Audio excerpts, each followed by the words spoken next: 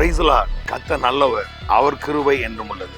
பிரியமானவர்களே, எபேசியர்கள் நிருபம் 1 அதிகாரம் 5, 6, 7 வசனங்களிலே இப்படியாய் சொல்லப்பட்டிருக்கிறது.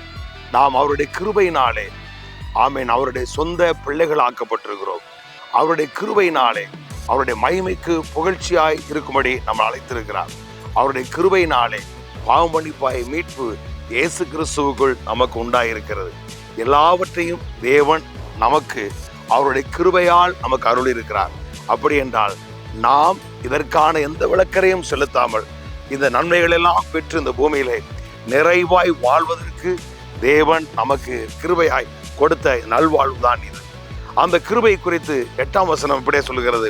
அந்த கிருபையை அவர் சகல ஞானத்தோடும் புத்தியோடும் எங்களிடத்திலே பெருக பண்ணினார் என்று சொல்லி, அது என்ன கிருபையை பெருக பண்ணினார்? இன்னொரு மொழியாக சொல்கிறது, அந்த அருளை நம்மில் பெருக செய்து அனைத்து ஞானத்தையும் அறிவுத்திறனையும் தந்துள்ளார் என்று சொல்லி. ஆம்பரியமானவர்களே, நாம் எல்லோரும் கிருபையினால் அவருடைய பிள்ளைகளாக்கப்பட்டிருக்கிறோம். கிருபையினால் அவருடைய மகிமையான வாழ்வுக்கு அழைக்கப்பட்டிருக்கிறோம். கிருபையினால் பாவமன்னிப்பாய் மீட்பு இயேசு கிறிஸ்துவுக்குள் நமக்கு உண்டாயிருக்கிறது. அதையெல்லாம் நாம் அறிந்து கொள்ளக்கூடிய ஞானத்தையும் அறிவு திறனையும் நமக்கு அந்த கிருபையினால் அருள் இருக்கிறார். இந்த வேதம் நமக்கு ஞானத்தை போதிக்கிறது. இந்த வேதம் நம்மை பேதைகளை ஞானிகளாய் மாற்றுகிறது. இந்த வேதம் படிக்காத ஒன்றும் புரியாத பாலகராய் இருக்கிற நம்மை கல்விமான்களாக இந்த வேதம் மாற்றுகிறது. ஆம்பரியமானவர்களே, நமக்கு தேவையான சகல ஞானத்தையும் நம்முடைய கிருபையினால் கர்த்தர் வேத வசனத்தின் மூலமாய் நமக்கு அருள் இருக்கிறார். ஆகவே ஆண்டவர் நமக்கு பாராட்டின கிருபை மிகவும் பெரிதாக இருக்கிறது.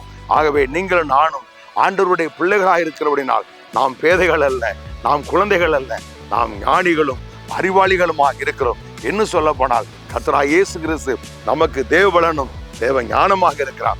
அந்த ஞானத்தை ஆண்டவர் நமக்கு தந்து இந்த பூமியில வெற்றியாய் வாழ்வதற்காய் சகலத்தை நமக்காய் கொடுத்திருக்கிறார். ஆகவே தைரியமா முன் சொல்லுங்கள். நீங்கள் குறைவுள்ளவர்கள் அல்ல, நீங்கள் பலவீனம் உள்ளவர்கள் அல்ல, நீங்கள் நிறைவுள்ளவர்கள், நீங்கள் பலவான்கள் கனவான்களுமாக இருக்கிறீர்கள். நான் உங்களுக்கு ஜெபிக்கிறேன். நல்ல பிதாவே, நன்றியோடு நாங்கள் ஸ்தோத்திரிக்கிறோம். சகலத்தையும் எங்களுக்கு கிருபையாக அருளி அந்த அருளின அந்த வாழ்வை நாங்கள் உங்களுடைய கிருபையினாலே நல்ல ஞானத்தையும் அறிவுத்திறனையும் பெற்று அந்த நல்ல வாழ்வு வாழத்தக்கதாய் எங்களுக்கு அருள் செய்திருக்கிறேன். அதற்காக நன்றி.